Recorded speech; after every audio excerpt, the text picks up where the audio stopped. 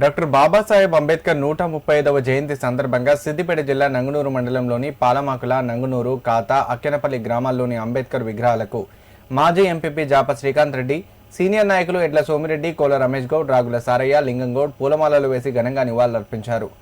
ఈ సందర్భంగా అంబేద్కర్ ఆశయాలను వారు స్మరించుకున్నారు. అనంతరం వారు మాట్లాడుతూ అంబేద్కర్ స్వతంత్ర భారతదేశపు మొట్టమొదటి కేంద్ర న్యాయ శాఖ మంత్రిగా కూడా పనిచేశారని గుర్తు చేసుకున్నారు. కొలంబియా విశ్వవిద్యాలయం, లండన్ స్కూల్ ఆఫ్ ఎకనామిక్స్ నుండి ఆర్థిక శాస్త్రంలో డాక్టరేట్లు పొందిన మొదటి భారతీయుడని అన్నారు. ఆర్థికవేత్తగా ఆయన అందించిన సమాచారమే రిజర్వ్ బ్యాంక్ ఆఫ్ ఇండియా ఏర్పాటుకు పునాది పడిందని చెప్పారు. బాబాసాహెబ్ అంబేద్కర్ గారంటే ఇవాళ అందరి వాడు, భారతదేశంలో నివసించే ప్రతి పౌరుని వాడు. ముఖ్యంగా ఇవాళ తెలంగాణ రాష్ట్రం సాకారమైందంటే ఆనాడు రాజ్యాంగంలో చిన్న రాష్ట్రాల వల్లనే అభివృద్ధి సాధ్యమని పొందుపరచడం వల్లనే ఇవాళ సాధ్యమైంది.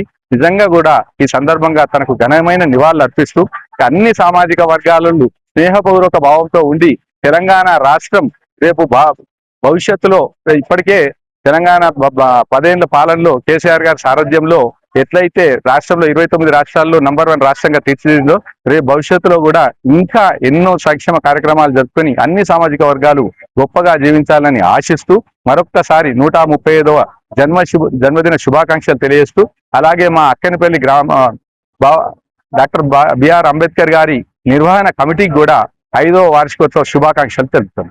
న్యాయ నిపుణుడు, రాజనీతిజ్ఞుడు, అదే విధంగా సంఘ సంస్కర్త ఇలా డాక్టర్ బిఆర్ అంబేద్కర్ గారు చేసినటువంటి సంస్కరణలు ఇలా భారతదేశానికి 100 ఏళ్లు ఉండే విధంగా ఇలా రాజ్యాంగాన్ని నిర్మించి ఇలా మన భారతదేశం యొక్క రూపకల్పన గతంలోనే ఇలా మనకు అందించి చాలా ఆయన ప్రతి ఒక్క ప్రజల గుండెల్లో నిలిచిపోయే విధంగా ఇలా రాజ్యాంగాన్ని రచించడం జరిగింది అతను. సో ఎప్పటికీ మరవలేనటువంటి మనిషి ఇలా డాక్టర్ బిఆర్ అంబేద్కర్ అని తెలియజేసుకుంటూ జై తెలంగాణ.